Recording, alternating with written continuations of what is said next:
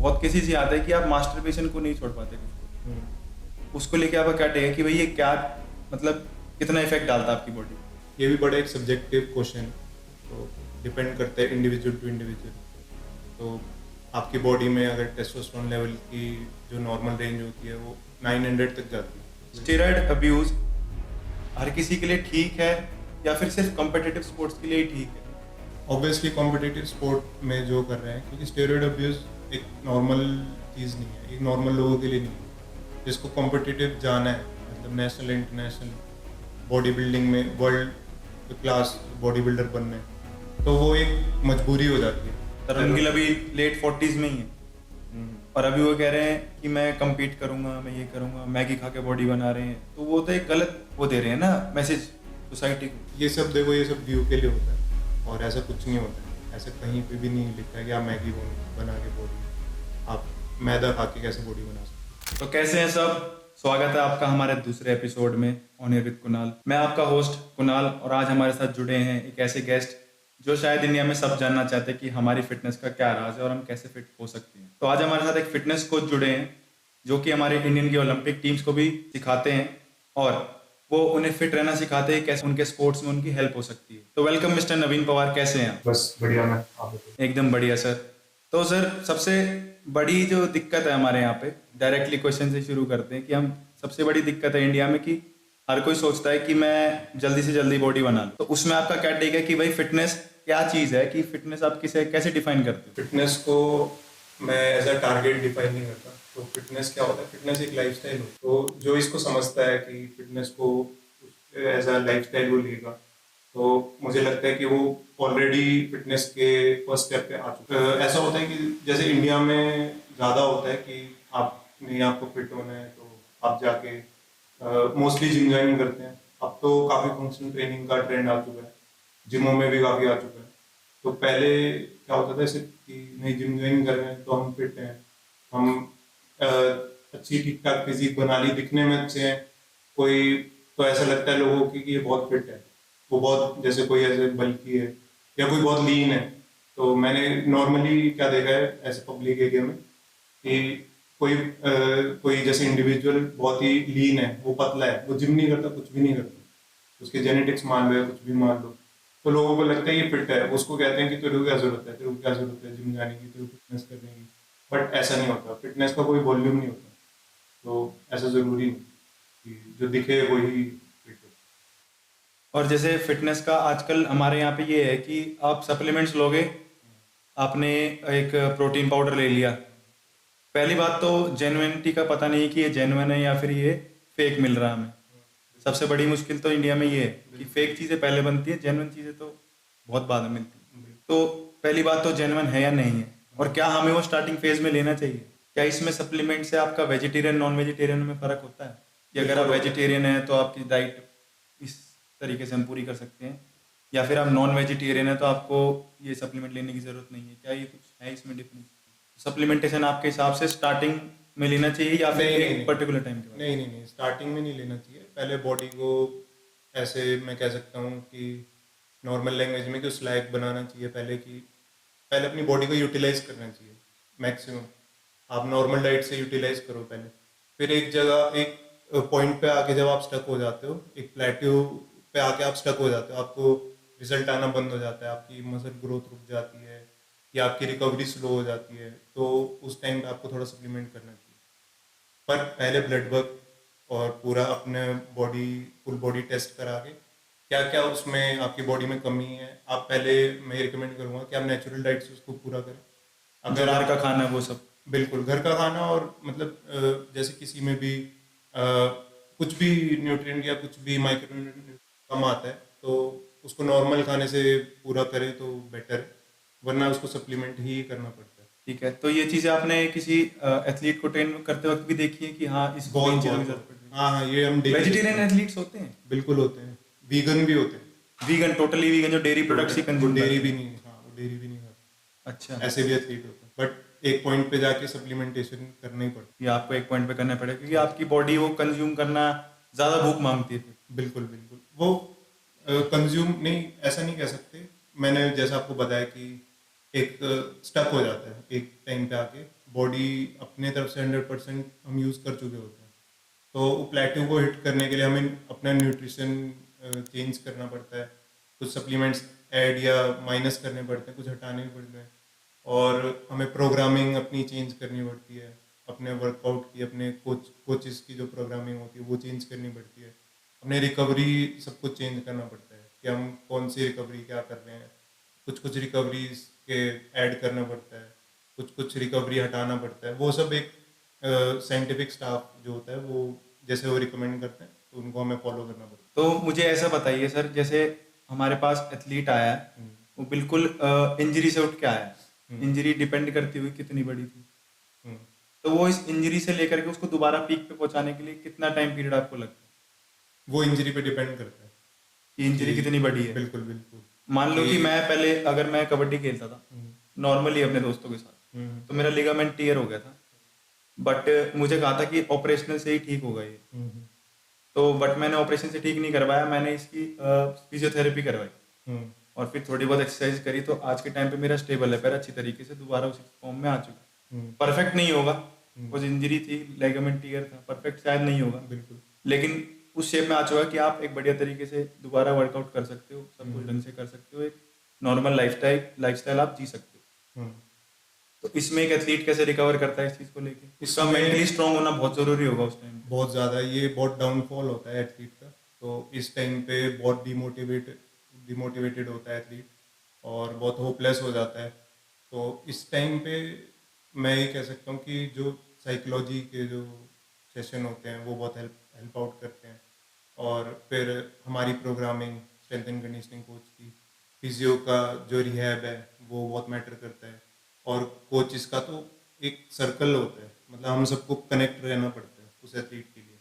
मतलब कोच हो गया, स्ट्रेंथ एंड कंडीशनिंग कोच हो गया, सबकी मेहनत लगती है पूरी। फिजियोथेरेपिस्ट हो गया, साइकोलॉजिस्ट हो गया, न्यूट्रिशनिस्ट हो गया, सबको बैठ के बात करनी पड़ती है इस बात पे। और ऐसा कोई टाइम वो नहीं है कि किसकी बॉडी, क्योंकि देखो ये फिजियोलॉजिकल एस्पेक्ट जो होते हैं ना ये बहुत सब्जेक्टिव होते हैं।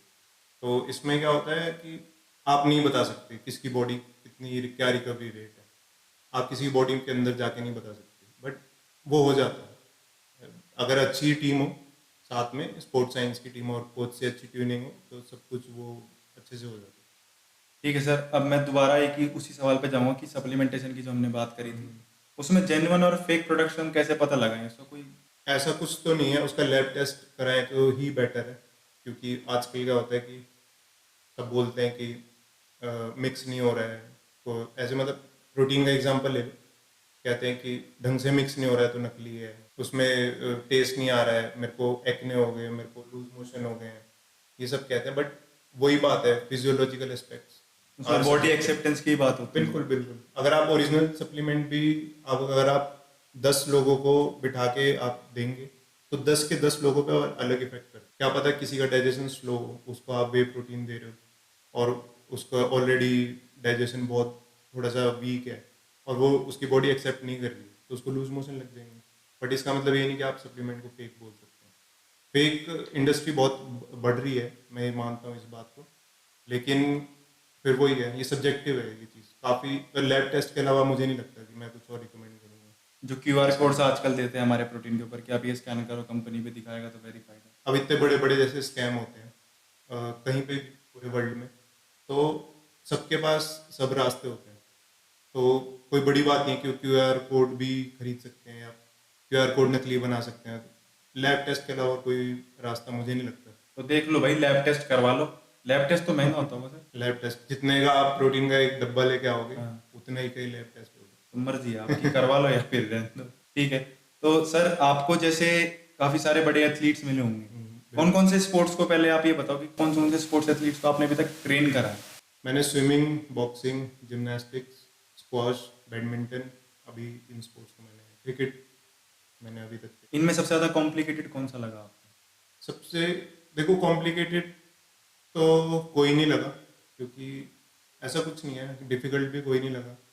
क्योंकि हमारा क्या होता है कि जैसे हम किसी स्पोर्ट को ज्वाइन करते हैं, कोई एथलीट हमें ज्वाइन करता है, तो हमें सबसे पहले उस स्पोर्ट का नेचर देखना पड़ता है, उसकी रिक्वायरमेंट देखनी पड़ती है, हमें नोट्स बनाने होते हैं, हमें स्पोर्ट के बारे में, अगर हमने कभी स्पोर्ट के साथ काम नहीं किया तो उसके बारे में आर्टिकल्स पढ़ने पड़ते हैं, उसके बारे में बेसिक्स पढ़ने पड़ते हैं। और मैं जो खुद से करता हूँ, मैं उस स्पोर्ट को खुद सीखता हूँ पहले। तो उस स्पोर्ट को मैं खुद सीखता हूँ, जैसे स्विमिंग हो गया, तो मैं स्ट्रोक सीखता हूँ, घर पे प्रैक्टिस करता हूँ कि अच्छा ये स्ट्रोक ऐसे है, अच्छा ये पुल ऐसे है, हाई एल्बो होना चाहिए, उसके बाद पुश कैसे होना चाहिए, फ्लाई में कौन से मसल्स यूज हो रहे हैं। तो हमारा काम ये होता तो इसमें तो फुल स्टडी रहती होगी लाइट में, क्योंकि ह्यूमन बॉडी तो चेंज होती रहती है है। बिल्कुल बिल्कुल। और उसके खाने पे डाइटिंग पे भी डिपेंड करता है। हाँ। एक रेसलर है आपके पास, हम्म। तो रेसलर की डाइटिंग पे भी आप ध्यान देते हैं, उसके लिए अलग न्यूट्रिशनिस्ट होते हैं? नहीं नहीं, वो एक्सपर्ट होते हैं, न्यूट्रिशनिस्ट होते हैं। हम स्ट्रेंथ एंड कंडीशनिंग है, हम अपनी फील्ड में एक्सपर्ट हैं, तो हम ज़्यादा उस पर आप ये ध्यान फोकस देते हैं कि वो नहीं। इंजरी ना खा जाए, और जितना उसे फिट रहना है, जितना वो बिल्कुल बिल्कुल। उसको प्रिपेयर उसकी, करना है हर हाँ, अलग कंपटीशन उसकी के लिए। स्ट्रेंथ पे, उसकी पावर पे, उसकी कंडीशनिंग वगैरह बॉडी की पूरी, मतलब जितने फिटनेस के एक्सपेक्ट होते हैं, कंपोनेंट्स होते हैं, हम उनको कवर करते हैं। तो कंपोनेंट्स जैसे कुछ अगर आप बता सको? कंपोनेंट्स में आपका जैसे आ जाता है मसल स्ट्रेंथ, आ जाता है मस्कुलर एंड्योरेंस, कार्डियोवास्कुलर एंड्योरेंस, फिर आपका आ जाता है mobility, flexibility, coordination, proprioception, power आ जाता है, ये सब आ जाता है। तो बहुत सारी चीजें हैं जिनके ऊपर हाँ, ध्यान रखना पड़ेगा आपको। वही हमें सबको बैलेंस करके चलना पड़ता है, लेकिन ये सारा रेशियो डिपेंड करता है आपके नेचर ऑफ स्पोर्ट पे। तो हर स्पोर्ट का अलग अलग डिमांड होता है, तो जिस स्पोर्ट में जिस भी कंपोनेंट का ज़्यादा डिमांड होता है, हम उसकी रेशियो थोड़ा ज़्यादा रखते तो सर सबसे बड़ा दुखदाई जो सवाल है, हैं। मैंने बहुत फिटनेस यूट्यूबर्स को देखा है, बहुत फिटनेस कोचेस को देखा है, क्योंकि मैं खुद भी एक फिटनेस फील्ड में रह चुका हूँ। 6 महीने के लिए मैंने भी फिटनेस कोचिंग दी थी बच्चों को, कोर्स वगैरह करके। मैंने जिम ट्रेनिंग की थी, मैंने एसएनसी का कोर्स नहीं करा। तो उसके दौरान मैंने ये देखा था कि बहुत केसेस ये आता है कि आप मास्टरबेशन को नहीं छोड़ पाते कुछ लोग। उसको लेके आपका क्या टेक है कि भाई ये क्या, मतलब कितना इफेक्ट डालता है आपकी बॉडी? ये भी बड़ा एक सब्जेक्टिव क्वेश्चन है, तो डिपेंड करता है इंडिविजुअल टू इंडिविजुअल। तो आपकी बॉडी में अगर टेस्टोस्टेरोन लेवल की जो नॉर्मल रेंज होती है वो 900 तक जाती है, ठीक है, तो ये नॉर्मल रेंज है सबकी बॉडी में, मेंस की, मेल की। तो किसी की बॉडी में 400 है, किसी की बॉडी में 600 है, किसी की बॉडी में 200 है। तो क्या होता है, मैस्टरबेशन का ऐसा कुछ डायरेक्ट इफेक्ट नहीं है परफॉर्मेंस पे, बट कोई भी चीज़ एक्सेसिव में वो नुकसान ही करती है। क्योंकि मैस्टरबेशन का क्या होता है कि मैस्टरबेशन में जब हमारा जब जो स्पर्म निकलता है, तो वो कहीं स्टोर नहीं होता है, ठीक है, वो कभी भी वो हमारी बॉडी जब रिलीज करती है, तो हमारी बॉडी को दोबारा बनाना पड़ता है। जैसे हम जिम में एक्सरसाइज करते हैं, तो हमारी मसल फाइबर्स टूटते हैं, तो उसको हमें रिकवर करना पड़ता है, नए मसल फाइबर को बनाना पड़ता है न्यूट्रिशन से। तो जो मास्टरबेशन का जो डायरेक्ट इफेक्ट हमारी बॉडी पे आता है, इफेक्ट आता है, सब कहते हैं नहीं आता है ये वो, ऐसा कुछ नहीं है, इफेक्ट आता है। और इफेक्ट ये आता है कि हमारी बॉडी, मान लो आपने कल बहुत हैवी लेग्स किए, और आपकी बॉडी, पूरी बॉडी आपकी लगी हुई है रिकवर करने में आपकी मसल्स को, लेग्स की मसल्स को, लेकिन आप मैस्टरबेट करते हैं, तो आपकी बॉडी का जो काम है वो डबल डिवाइड हो जाता है, क्योंकि उसको अपना आपका स्पर्म भी दोबारा क्रिएट करना है, दोबारा बनाना है, और मसल्स को भी वो करना है, तो हमारा रिकवरी प्रोसेस स्लो हो जाता है। तो रिकवरी तो बहुत ज़रूरी होती है बॉडी के लिए। तो कोई आपको ऐसा एथलीट मिला है, या फिर इससे पहले मैं एक सवाल ये पूछना चाहूँगा कि हमारा जो कंट्री है, हमारी कंट्री में एक बहुत बड़ी मिथ ये चल रही है कि शॉर्ट फॉर्म में बढ़िया बॉडी बनाना।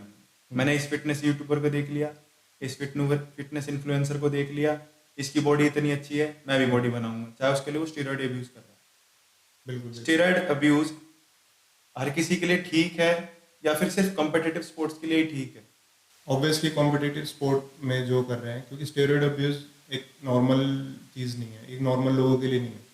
जिसको कॉम्पिटिटिव जाना है, मतलब नेशनल इंटरनेशनल बॉडी बिल्डिंग में वर्ल्ड क्लास बॉडी बिल्डर बनना है, तो वो एक मजबूरी हो जाती है कि वो उनको करना ही पड़ेगा।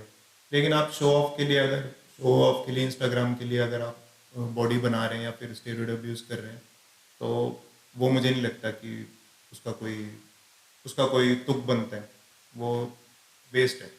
क्योंकि आप किस कंडीशन पे आप उस स्टेरॉइड अब्यूज़ कर रहे हैं, अब आप बदले में आप अपने कितने ऑर्गन्स खराब कर रहे हैं, वो आपको पता चलता है लेट 40s में जाके, 45। जैसे तरुण गिल है, तरुण गिल अभी लेट 40s में ही है, और अभी वो कह रहे हैं कि मैं compete करूंगा, मैं ये करूंगा, मैगी खा के बॉडी बना रहे हैं। तो वो तो एक गलत वो दे रहे हैं ना मैसेज सोसाइटी को। ये सब देखो, ये सब व्यू के लिए होता है और ऐसा कुछ नहीं होता है। ऐसा कहीं पे भी नहीं लिखा है कि आप मैगी बना के बॉडी, आप मैदा खा के कैसे बॉडी बना सकते हो, ठीक है, जबकि वो बॉडी आपकी बॉडी के लिए अच्छा नहीं है।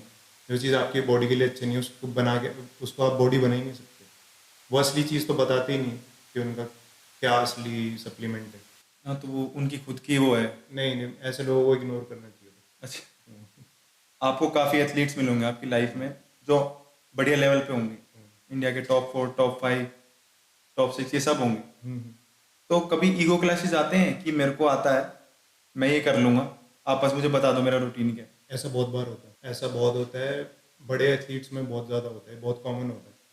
पर वही है, मतलब रेशियो आप देखें तो 80% एथलीट में ही होता है। खासकर इंडिया में मैंने देखा है, बाहर इतना नहीं होता। बाहर के जो एथलीट होते हैं वो सुनते हैं आपकी। तो ये क्या होता है, और ये इसमें मैं कहूँगा कि एथलीट की भी कोई गलती नहीं है। उनका जिस एनवायरनमेंट में जितना उन्हें पैम्पर किया जाता है ना कि नहीं तुम ही हो बस, तो वो उस हिसाब से वो चलते हैं, क्योंकि वो बच्चे होते हैं, उनको इतनी समझ नहीं होती। तो मैं इसमें ये कहना चाहूँगा कि जैसे कोई एथलीट आ रहा है हमारे पास और वो ऑलरेडी अच्छी जगह से ट्रेन करके आ रहा है और उसे सब पूरी उसके पास अच्छा सब सपोर्ट स्टाफ था, सब कुछ था, वो हमारे पास आ रहा है, वो हमसे, ऐसा मेरे साथ हुआ है जैसे, तो हमें क्या करना पड़ता है, हमें एक दो अपॉर्चुनिटी जैसे हमें मिली, हमें मतलब जैसे एक एथलीट मेरे सामने ट्रेन कर रहा है, वो कह रहा है कि सर मैं अपना प्रोग्राम लेके आया हूँ और आप देखो, तो हम कभी भी इंटरप्ट नहीं करते उस प्रोग्राम में। बस जैसे मैं जो करता हूँ कि मैं उस एथलीट को, क्या वो गलत कर रहा है मैं उसे समझा देता हूँ। तो धीरे धीरे क्या होता है, एथलीट को समझ आता है कि नहीं यार वो सही समझा रहा है, क्योंकि फील होता है उसे, उसकी परफॉर्मेंस बढ़ती है उस चीज़ से। अगर मैंने कोई उसे क्यू दिया या मैंने उसे कोई बात समझाई और उसने उस बात को अप्लाई किया तो उसकी परफॉर्मेंस बढ़ेगी ऑब्वियसली, है ना। तो उसको वो बढ़ती है, उसे कॉन्फिडेंस आता है, उसे ट्रस्ट आता है। तो ये ट्रस्ट ऐसे बनता है, मतलब धीरे धीरे धीरे। तो स्टार्टिंग में ट्रस्ट नहीं होता और वो एक नॉर्मल बात है, बहुत कॉमन बात है, नॉर्मल बात भी है। तो इसमें हमारी ईगो बहुत बड़ा रोल प्ले करती है कि हमें कैसे रहना चाहिए एथलीट के साथ। अब एथलीट आके बोल रहा है कि नहीं सर मैं तो अपना प्रोग्राम लाया हूँ, मैं कर रहा हूँ, मुझे आता है। अब मैं उसमें, अगर मैं एक ईगोइस्टिक कोच होऊंगा तो मैं उसमें बोलूँगा कि हाँ चल ठीक है कर ले, हाँ, मैं उसको कुछ नहीं करूँगा। लेकिन मुझे पता है कि ये सारी बातें जो होती हैं कि क्यों एथलीट ऐसा हो जाता है, ये सब समझना बहुत ज़रूरी है कोच के लिए। तो हमें उनको हमेशा गाइडेंस देनी चाहिए। ऑब्वियसली एक कोच और एथलीट का रिलेशन होना चाहिए ताकि बिल्कुल उनकी बिल्कुल अंडरस्टैंडिंग और बॉन्ड बना रहे। बिल्कुल। तो सर मैं ये जानना चाहूँगा कि आपने अभी कौन सी इंडियन टीम को कोचिंग देते हो? अभी स्विमिंग के मेरे पास इंडियन एथलीट्स हैं जो एशियन गेम्स, कॉमनवेल्थ में, ओलंपिक्स में परफॉर्म करते हैं।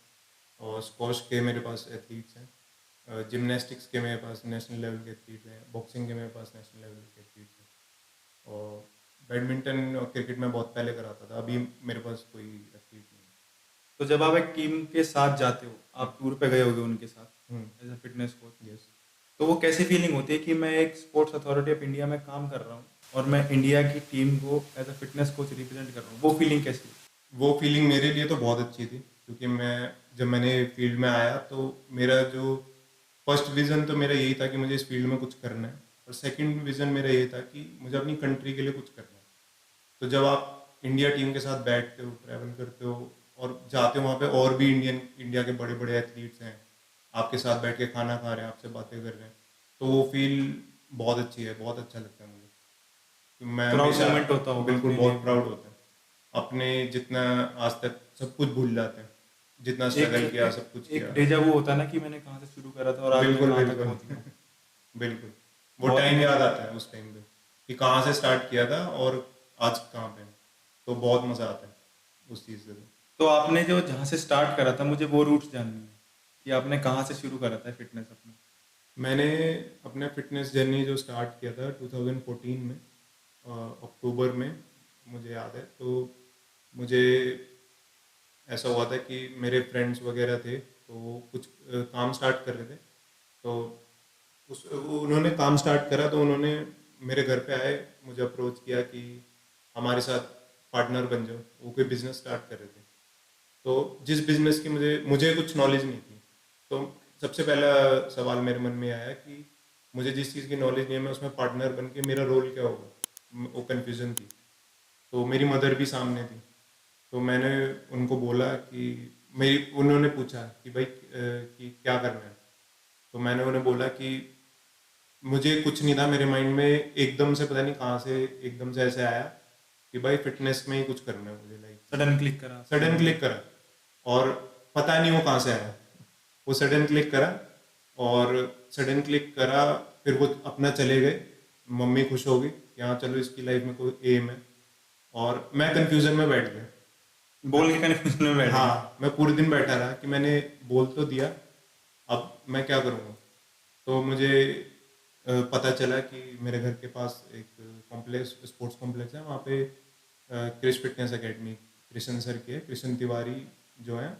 और वो मतलब बहुत उनका बहुत नाम है fitness, as a fitness trainer. वो अच्छा। Fitness trainer of the year 2017 में अवार्ड भी जीते थे पूरे ओके। एशिया का।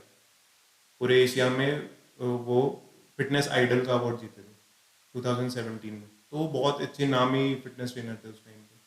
तो मैं उनके पास गया। पहले मैंने इंस्टाग्राम पे सबको मैसेज करा और किसी ने मेरा रिप्लाई नहीं दिया।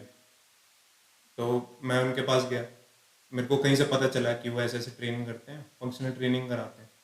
तो मेरा स्टार्टिंग से ये था कि मुझे जिम जाना इतना पसंद नहीं था। मतलब जिम में जाता था, पर 2 साल में जिम गया था 2012 से 2014, जिम कर रहा था उस टाइम पे मैं। और मतलब बल्की बॉडी और वही सब था, बल्की बॉडी बना रखी थी। और स्टमक थोड़ा बाहर था, पर ऐसा लगता था कि नहीं भाई है बस, मतलब साइज वाइज के, मतलब साइज का बहुत ज़्यादा वो था, कॉन्सेप्ट था। हाँ, इंडिया में है ना कि जिसका हाँ, बाइसेप्स अगर 22 इंच का है तो भाई एसी को बॉडी बनानी आती है और बिल्कुल किसी को नहीं बिल्कुल। आती। तो मेरा भी वो सेम वही था कि बाइसेप का साइज बढ़ाना है, इसका साइज, चेस्ट का, बैक, ये वो, आज इतना वेट मार दिया, आज वो कर दिया। सेम ये था। और देसी जिम में करते थे, लोहे का वेट उठाते, नंगे पैर, जूते अलाउड नहीं थे। और देसी जिम में जाते थे, 100 रुपये फीस होती थी। तो पैसे भी नहीं होते थे उस टाइम फीस भरने के, कुछ कुछ करके 100 रुपये फीस देते थे, चने खाते थे, अंडे खा लेते थे ज़्यादा से ज़्यादा। तो मैं उन सर के पास गया, तो सर ने मेरा पेट देख के पहले बोला कि अच्छा, तो उन्होंने मेरे को यही बोला कि पहले खुद फिटनेस ट्रेनर जैसे दिखो। तो मैंने उस बात को, मैंने पहले मैं कंफ्यूज हुआ उस दिन भी, क्योंकि मेरे लिए फिटनेस तो वही थी कि मैंने जाके वेट उठाया जिम में और मैं हो गया फिट। तो मेरे को, तो मैं कंफ्यूजन रहा। उन्होंने बोला कि कल से आओ और पहले खुद 3 महीने फिटनेस करो, फिटनेस ट्रेनर जैसे, फिर देखते हैं क्या होता है। तो फंक्शनल ट्रेनिंग और जिम ट्रेनिंग में क्या फर्क होता देखो, जिम ट्रेनिंग में फिर मैंने वही बोला कि जो फिटनेस के कंपोनेंट्स होते हैं, उसमें से जिम ट्रेनिंग में हम एक दो, मैक्सिमम 3 कंपोनेंट्स पे काम करते हैं। ठीक है ना, स्ट्रेंथ हो गया, स्ट्रेंथ इंड्योरेंस हो गया, थोड़ा कार्डियोवास्कुलर इंड्योरेंस भी हो गया अगर हम कार्डियो करते हैं। और फ्लेक्सिबिलिटी तो कोई करते ही नहीं, मैंने आज तक देखा नहीं। अब थोड़ा सा ट्रेंड आ गया कि वार्म अप करना है, फ्लेक्स, बाद में स्ट्रेचिंग करनी है। उस टाइम पे ऐसा कुछ ट्रेंड ही नहीं था। तो फिर मैं 3 महीने वहाँ पे गया। उन्होंने, मतलब मैं वहाँ पे फिटनेस की, तो उन्होंने मेरे को स्टार्टिंग में 2 ऑप्शन दिए कि या तो डाइटिंग कर लो या फिर तुम डबल मेहनत करो, दोनों टाइम सुबह शाम। तो डाइटिंग तो कभी, डाइटिंग का तो ऑप्शन था ही नहीं। तो मैं सुबह 2 घंटे, शाम को 2 घंटे जाता था। 5-5 किलोमीटर रनिंग थी दोनों टाइम, और पूरा 1.5 घंटा वर्कआउट। मैं 2-3 महीने में मैंने 14-15 किलो मेरा वेट लॉस हो गया था, और मैं बहुत लीन हो गया था। मतलब पूरे एथलेटिक्स वाली फिटनेस, फंक्शनल ट्रेनिंग करते थे। और मुझे बहुत मज़ा आने लगा कि हाँ, मेरे को मतलब कंफर्म हुआ 3 महीने में कि मेरे को इसी फील्ड में कुछ आगे भी करना है। तो बस फिर उनको अच्छा लगा, मेरा एटीट्यूड अच्छा लगा या जो भी था, फिर मेरे को खुद बोला कि तुम मेरे पास काम करो। और बस फिर मैंने वहाँ से स्टार्ट। फिर वहां पे आप सर जब आप टीचिंग करते हो तब तो आपने स्पोर्ट्स एथलीट तब भी टीच करे थे? वो एक्चुअली वहाँ पे मिक्सअप था पूरा, मतलब जनरल लोग भी आते थे, छोटे बच्चे भी आते थे, स्पोर्ट्स एथलीट भी आते थे। वो एज अ फिटनेस एकेडमी थी, तो वहाँ पे सब आते थे। तो वहाँ पे मुझे अच्छा एक्सपीरियंस हुआ सब लोगों के साथ, कि मुझे स्पोर्ट्स के लोगों को कैसे ट्रेन करना है, जनरल लोगों को कैसे ट्रेन करना है। और वहाँ पे बहुत स्ट्रेंथ थी, मतलब लोग बहुत सारे आते थे, मतलब 50 लोग एक बारी में आ रहे हैं। तो उनको करा करा के मेरे को काफ़ी, मतलब एक बारी में ग्रुप को कराने में, उसको कराने में मेरे को बहुत ज़्यादा एक्सपीरियंस हो गया, मतलब अच्छा एक्सपीरियंस हो गया वहाँ पे। और बाकी मैं फ्री टाइम पे बस, बट मेरे माइंड में कहीं ना कहीं ये बात खुद से आ गई थी कि मुझे अपनी स्किल्स बहुत ज़्यादा अच्छी करनी है। तो मैं, अब टाइम मिलता नहीं था वहाँ पे, तो मैं क्या करता था कि वहाँ पे क्या होता था एक्चुअली कि 9 o'clock रात को लाइट बंद हो जाती है, लाइट बंद कर देते हैं पहले, 10 मिनट्स पहले एक सायरन बजाते हैं। तो मैं क्या करता था, 10 मिनट्स पहले सायरन बजते अपना वार्म अप स्टार्ट कर देता था, और 9 से 9:25, मतलब 25 मिनट में अपना वहाँ पे अंधेरा हो जाता था बिल्कुल। मतलब आपको 2 मीटर का भी कुछ नहीं दिखेगा। तो मैंने 1.5 साल तक वहाँ पे अंधेरे में उसकी फ़ोन की टॉर्च जला के फिर मैं एक्सरसाइज करता था अपनी खुद की। यही तो स्ट्रगल है सर, जिससे आप हाँ निकले तो आज के टाइम पे आप मतलब इंडिया अपनी नई रिप्रेजेंट कर नई रहे हो। एक्सरसाइजेज में जो भी मेरे को पता चलती थी कि नहीं ये एक्सरसाइज है, तो मैं उस एक्सरसाइज की प्रैक्टिस करता था बेसिकली। कि अगर मेरे पास कोई एथलीट या कोई पर्सन मेरे पास आ गया जिसको बैक में पेन है, कोई बच्चा आ गया, तो मैं इस एक्सरसाइज को उसको कैसे कराऊंगा। कोई मेरे पास एजेड बंदा आ गया, मैं उसको ये एक्सरसाइज कैसे कराऊंगा। तो वो टाइम मेरा ऐसा होता है, स्किल्स पे मैंने काफ़ी काम किया।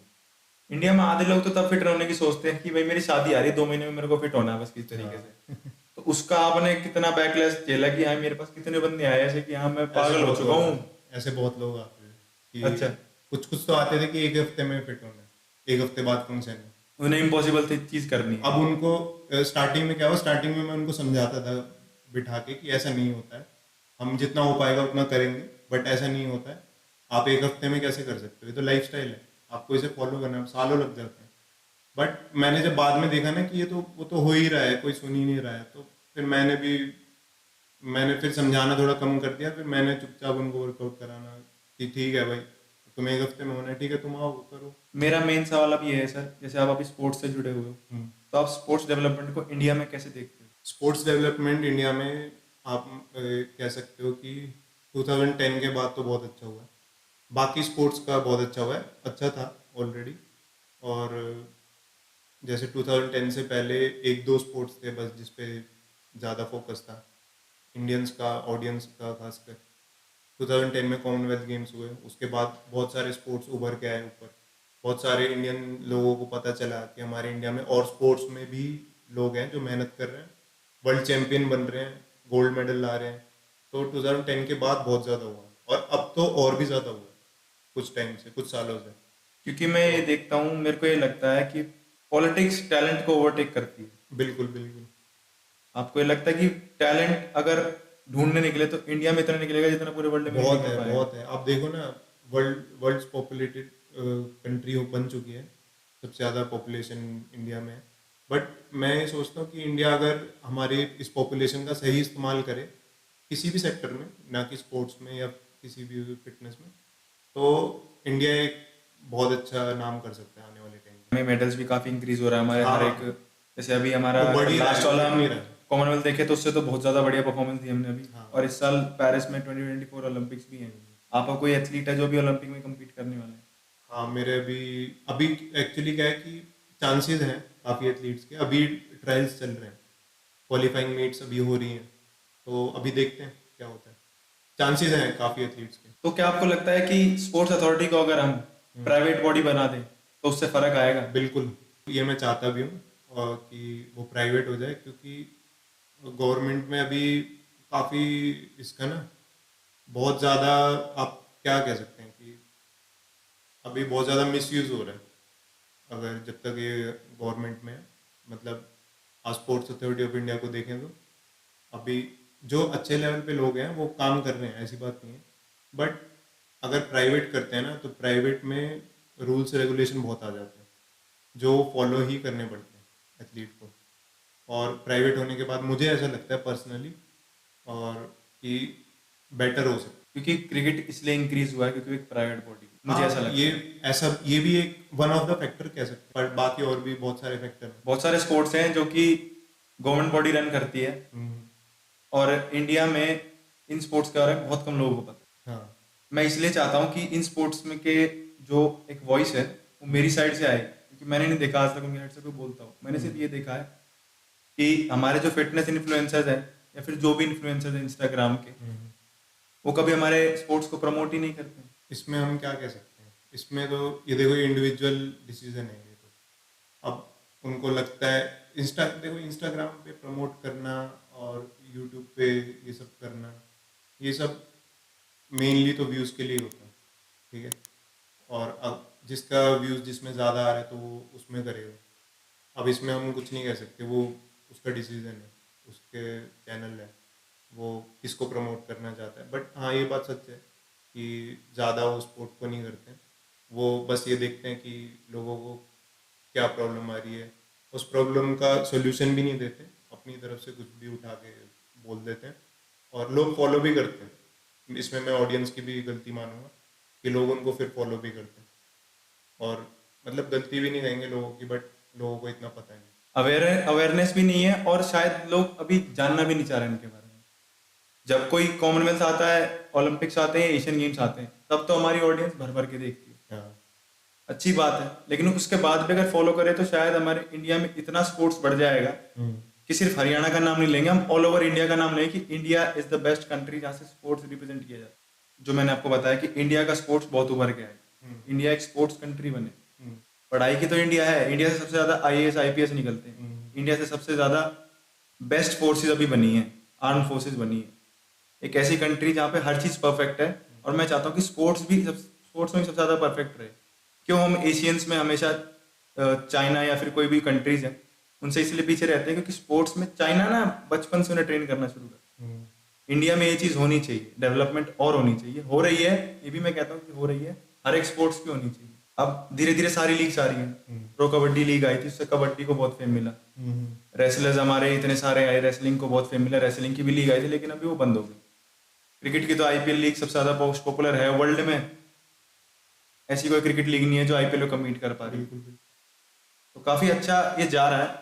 बट आप इसमें क्या फ्यूचर देखते हो कि आप एक तो अपना भी फ्यूचर देखते हैं एज अ फिटनेस कोच की मैं कितनी आगे तक जाना चाहता हूँ, दूसरा कि एक स्पोर्ट्स जिसके साथ मैं आगे तक बढ़ना चाहता हूँ। आप दोनों चीजों को एक बार अगर हाईलाइट करके बताओ। तो इसमें मैं सबसे पहले तो कमी बताना चाहूँगा कि इंडिया इतना आगे क्यों नहीं आ पा रहा है। क्योंकि क्या होता है कि जैसे हम long term athlete development program पे काम करते हैं, LTAD मॉडल बोलते हैं। तो हम एक साल का पूरी टीम बैठते हैं, एक साल का पूरा हमारे पास प्रोग्राम हम बनाते हैं कि हमें क्या करना है अगले एक साल पे, LTAD मॉडल। तो इसमें क्या होता है, अभी कॉन्सेप्ट बहुत पहले आना चाहिए था, पहले भी था बट इतना हाईलाइट नहीं था या इस पर इतना ध्यान नहीं देते थे, क्योंकि स्पोर्ट्स साइंस को हमारे इंडिया में इतना वैल्यू नहीं करते हैं। अब करने लगे हैं जब से ऐसा नीड पता चली है कि नहीं भाई स्पोर्ट्स साइंस के बिना पॉसिबल नहीं है। तो पहले इंडिया में क्या होता था, सिर्फ कोचिस कराते थे, प्रैक्टिस चल रही है, बच्चे अच्छे निकल रहे हैं, तो बच्चों एथलीट्स के दम पे हमारा स्पोर्ट्स था इंडिया में, जो फैक्ट है बिल्कुल, और ये बात मैं कहना चाहूँगा। तो अब क्या होने लगा कि अब स्पोर्ट्स साइंस टीम की थोड़ी वैल्यू होने लगी कि नहीं भाई हमें अगर काम करना है तो हमें पूरी टीम की ज़रूरत है, और वो बहुत पहले होना चाहिए। तो इंडिया में क्या है कि जब एक बच्चा स्पोर्ट ज्वाइन करता है, जैसे आप कह रहे हो कि चाइना में बचपन से कराते हैं, तो बचपन में उनका प्रोग्राम पूरा ऐसे सेट होता है। आप देखोगे कि बचपन में चाइना के सबसे ज़्यादा मेडल आते हैं ओलंपिक्स, हर गेम में, मतलब जिसमें चाइना पार्टिसिपेट कर रहा है उसमें चाइना डोमिनेट करता है, वन साइडेड डोमिनेट करता है। क्यों? क्योंकि वो एक प्रोग्राम के साथ चलते हैं, प्रोसेस के साथ चलते हैं। इंडिया में लोगों के पास इतना पेशेंस नहीं है कि वो प्रोसेस को फॉलो करें। जब प्रोसेस के साथ चलने का मतलब ये हुआ कि आप मान लो कि एक बच्चा है, वो 10 साल की उम्र में उसने कोई स्पोर्ट ज्वाइन किया, तो इंडिया में क्या होता है कि सब जूनियर्स होते हैं, जूनियर्स होते हैं, फिर यूथ होते हैं, फिर सीनियर पे आते हैं 18 के बाद। तो जो 8 साल होते हैं ना, वो मेरे हिसाब से वो उनका डेवलपमेंट का होना चाहिए, उनको प्रिपेयर होना चाहिए सीनियर्स के लिए, ना कि उनको उसमें चैंपियन बन के बैठ जाना चाहिए। बन रहे अच्छी बात है, वो उनके एक प्रोसेस का पार्ट होना चाहिए कि उनके मेडल आ रहे हैं। मेन फोकस परफॉर्मेंस पे होना चाहिए, बट इंडिया में क्या होता है कि मेन फोकस मेडल्स पे होता है बचपन से ही। तो क्यों पेरेंट्स का भी कि नहीं देखो सब जूनियर में मेरे बेटे का सिल्वर है, गोल्ड है, जूनियर में ये है वो है, सीनियर में कहाँ है, सीनियर में नहीं दिखते। फेम खा जाती है क्या स्पोर्ट्स पर्सन को? नहीं, फेम नहीं, इसमें फेम काम नहीं करती। क्या होता है, हमारी बॉडी की जो फिजिकल ग्रोथ होती है, जब हमारी ग्रोथ होती है हमें बॉडी को उस तरीके से ग्रो करना पड़ता है जो हमारी स्पोर्ट्स की नीड है, स्पेसिफिक टू आवर स्पोर्ट। आपने देखा होगा कि काफ़ी जो स्पोर्ट्स के एथलीट होते हैं उनकी बॉडी भी उस तरीके की होती है, आपने देखा होगा, है ना। हाँ। स्विमर्स को देखा होगा, उनके ट्रैप्स बड़े होते हैं, उनके आर्म्स लेग्स लीन होते हैं बिल्कुल, उनकी बैक वाइड होती है बहुत ज़्यादा, है ना। बॉक्सर्स को देखा होगा, बॉक्सर्स के इतना मस्कुलर नहीं होते जो अच्छे बॉक्सर होते हैं, आपने देखा होगा, बल्कि कितनी फिटनेस करते हैं। रेसलर्स को देखना, उनके बो लेग्स होते हैं, तो स्पोर्ट को उनकी बॉडी अडेप्ट कर लेती है। पर जब वो बॉडी अडेप्ट कर रही होती है ना, उस टाइम पे अगर आप उसको बिल्कुल ही ऐसे कर दोगे कि उसका 100% निकाल लोगे अगर आप ग्रोथ टाइम पे, तो वो एथलीट वहीं पे खत्म हो जाता है, क्योंकि आप जब 100% उसका उसी टाइम पे निकाल रहे हो तो आपने आगे के लिए कुछ छोड़ा ही नहीं। आप समझ रहे हो कि आगे के लिए आपने उसमें कुछ छोड़ा ही नहीं, आप उसके 110 थोड़ी ना निकालोगे, फिर आप क्या करोगे?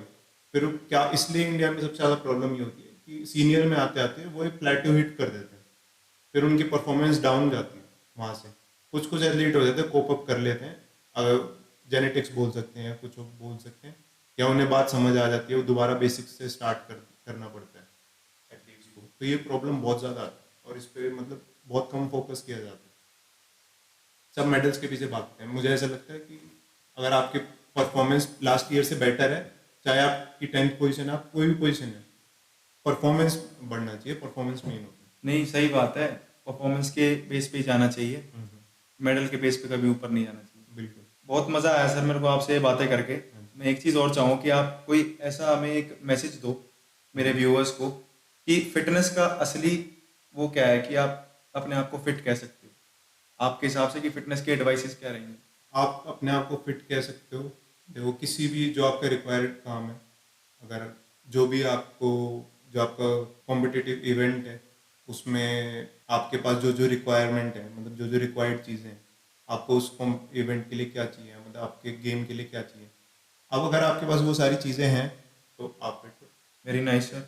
और कोई मैसेज हमारे व्यूअर्स के लिए कि आप बताना चाहो? व्यूअर्स के लिए मैं बस ये बोलना चाहूँगा कि आपको अपने फुल पोटेंशियल पता होना चाहिए, आपको आपको इतना अवेयर होना चाहिए कि आप किसके अंडर में कोचिंग कर रहे हैं, किसके, आपकी टीम क्या है, आपको खुद के लिए स्टैंड लेना चाहिए, आपको अपने क्वेश्चन करना चाहिए, और कि नहीं मुझे नहीं हो रहा है, जैसे अब मुझसे भी काफ़ी बच्चे करते हैं कि सर नहीं हो रहा है, कैसे करें, क्योंकि जब तक एथलीट बोलेगा नहीं, तो ये सबसे बड़ी प्रॉब्लम है, क्योंकि एथलीट नहीं बोलते हैं, क्योंकि हमारे इंडिया में ऐसा एक एनवायरनमेंट बना दिया गया है कि कोचेस बोल रहे हैं तो बच्चे मान रहे हैं, कोचेस ने बोला ये करो तो वो वही कर रहे हैं, ऐसा नहीं होना चाहिए। क्वेश्चनिंग बैक नहीं करना चाहिए। क्वेश्चनिंग बैक नहीं करते, उन्हें क्वेश्चन करना चाहिए, क्योंकि सबकी बॉडी अलग अलग है, इसमें कोच की भी कोई गलती नहीं है।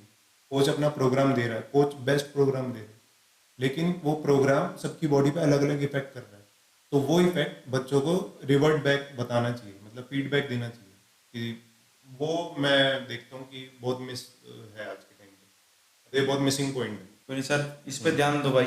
बहुत मजा आया सर आपसे बात करके, काफी सारे फिटनेस के एडवाइसेस मिली, होप करता हूँ सबको मिली होगी जो हमारे व्यूअर्स इन वीडियो को देख रहे हैं। तो thank you so much sir, thank you, आपने हमारा टाइम निकाल के लाया, अपने भी बिजी शेड्यूल से आपकी क्लासेस हमने थोड़ी कैंसिल करवाई इसके लिए। नहीं नहीं ठीक है, अगली बार जरूर मुलाकात होगी आपसे और बढ़िया तरीके से, हम थोड़ी अच्छी तरीके से बात करेंगे। और मैं ये सोच रहा हूँ कि हम सारे मिलके एक स्पोर्ट्स प्रोग्राम बनाए कि हाँ हमारे एथलीट्स भी हों, कोचेस भी हों, ताकि हम एक खुल के सारे बारे में बात कर पाएं। बिल्कुल बिल्कुल, वो ज़रूरी भी है, क्योंकि आज के टाइम पे क्या होता है कि ये खुल के बात करना ही नहीं समझते हैं लोग, या तो जो लोग सच में जो जानते हैं चीज़ों को, उनके पास इतना टाइम नहीं है या इतना वो नहीं कर पा रहे हैं, और जिनके पास टाइम है वो फालतू रीले बना रहे हैं, फालतू वीडियो बना रहे हैं कि बस इन सब के बारे में, और इसलिए ये बात नहीं हो रही है, और ये कम्युनिकेशन बहुत ज़रूरी है मेरे हिसाब से। तो भाई रील कम देखो, देखो तो ऐसी देखो जिससे तुम्हारी नॉलेज बढ़े। हमारे सर हैं, इनसे भी थोड़ी नॉलेज लो। इनका यूट्यूब चैनल आप सब्सक्राइब कर सकते हो, या फिर आप इन नवीन पवार के नाम से इनका इंस्टाग्राम है, आप डायरेक्टली कनेक्ट करो फिटनेस एडवाइसेस के लिए।